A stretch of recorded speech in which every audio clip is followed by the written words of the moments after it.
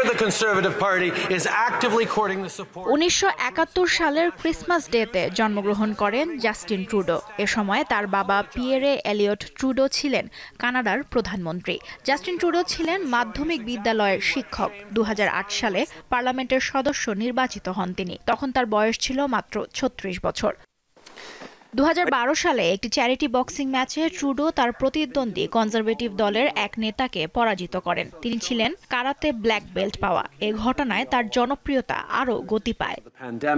2013 সালে লিবারেল পার্টির নেতা নির্বাচিত হন জাস্টিন ট্রুডো। 2015 সালে হন প্রধানমন্ত্রী।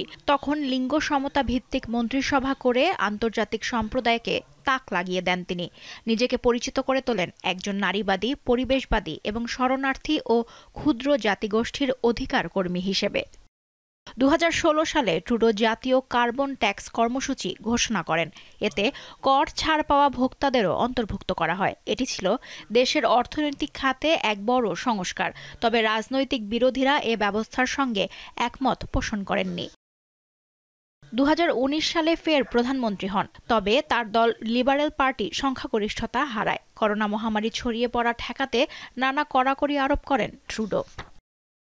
2021 সালে তিনি আগাম নির্বাচনের ঘোষণা দেন। বলেন, করোনা সৃষ্ট অর্থনৈতিক সংকট কাটিয়ে কানাডাকে নেতৃত্ব দেওয়ার লক্ষ্যে দলের পক্ষে জোরালো সমর্থন আদায় করতে চান তিনি।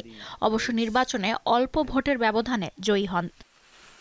2022 সালে করোনার টিকা নিয়ে বিক্ষোভে অচল হয়ে পড়ে অটোয়া ও কয়েকটি সীমান্ত ক্রসিং। জনশৃঙ্খলা রক্ষায় ট্রুডো জরুরি অবস্থা জারি করেন। এ পদক্ষেপ রক্ষণশীলদের মধ্যে তার ব্যাপারে ক্ষোভের সঞ্চার করে।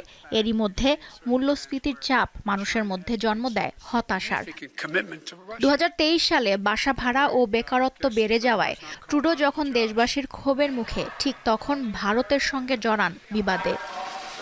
2024 সালে কানাডায় মূল্যস্ফীতি জনজীবনে প্রভাব ফেলতে শুরু করে। নিত্য প্রয়োজনীয় জিনিসপত্র এবং আবাসন ব্যয়ের ঊর্ধ্বগতিতে মানুষ ক্রমশ ক্ষুব্ধ হয়ে ওঠে। জাস্টিন ট্রুডোর সংস্কার এই সংকট মোকাবেলায় কার্যকর পদক্ষেপ নিতে ব্যর্থ হওয়ায় ভোটারদের মধ্যে অসন্তোষ বাড়ে।